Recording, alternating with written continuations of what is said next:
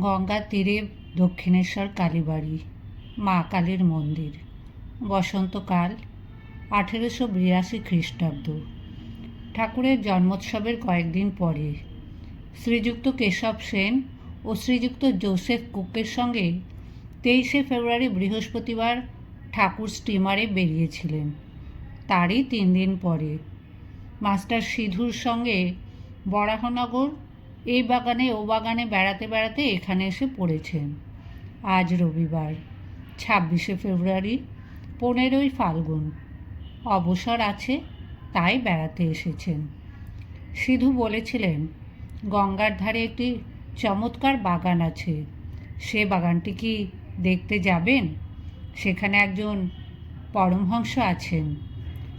সন্ধ্যা হয় ঠাকুর শ্রী রামকৃষ্ণের ঘরে মাস্টার উপস্থিত।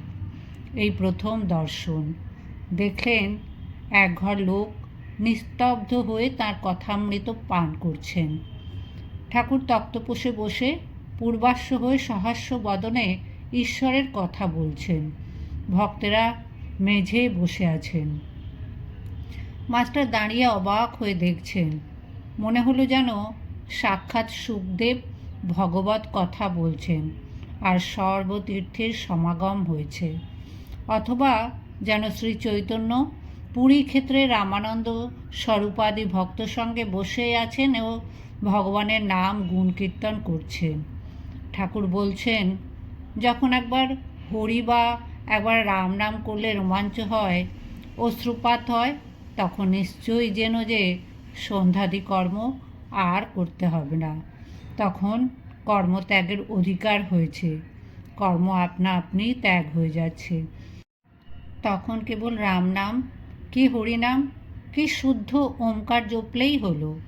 আবার বললেন, সন্ধ্যা গায়ত্রীতে লয় হয়, গায়ত্রী আবার ওমকারে লয় হয়। সিধুকে নিয়ে মাস্টার ঘরের বাইরে এলেন। আরতির মধুর শব্দ হচ্ছে।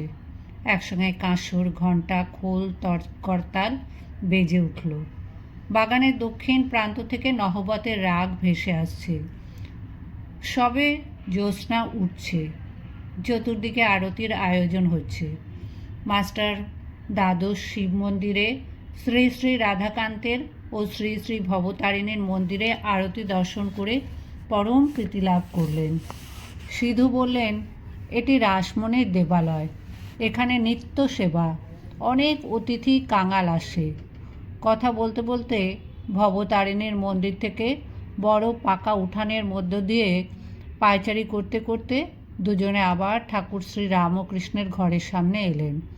এবার দেখলেন ঘরের দ্বার বন্ধ, এইমাত্র ধূনা দেওয়া হয়েছে।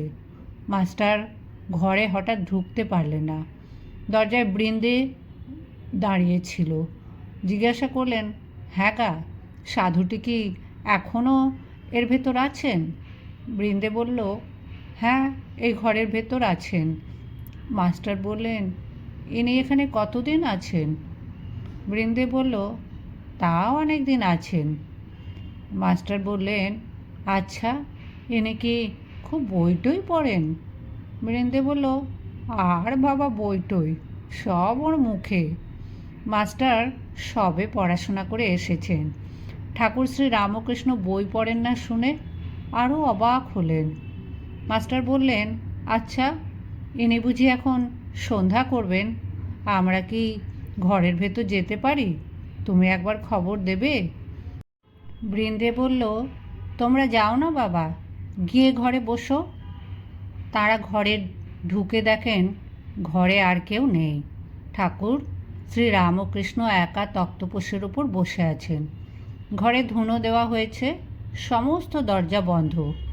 মাস্টার প্রবেশ করে বদ্ধাঞ্জলি হয়ে প্রণাম করলেন। ঠাকুরের আদেশে তিনি ও সিধু মেঝেতে বসলেন। ঠাকুর জিজ্ঞাসা করলেন, কোথায় থাকো, কি করো, বরানগরে কি করতে এসেছো?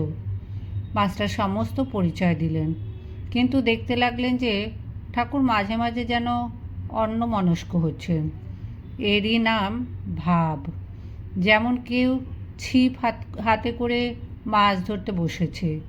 মাছ এসে টোপ খেতে থাকলে ফাতনা যখন নড়ে, সে লোকটা যেমন শশব্যস্ত হয়ে ছিপ হাতে করে ফাতনার দিকে এক দৃষ্টে এক মনে চেয়ে থাকে, কারোর সঙ্গে কথা বলে না, এ ঠিক সেই রকম ভাব। পরে শুনলেন ও দেখলেন ঠাকুরের সন্ধ্যার পর এরকম ভাবান্তর হয়। কখনো কখনো তিনি একেবারে বাহ্যশূন্য হন।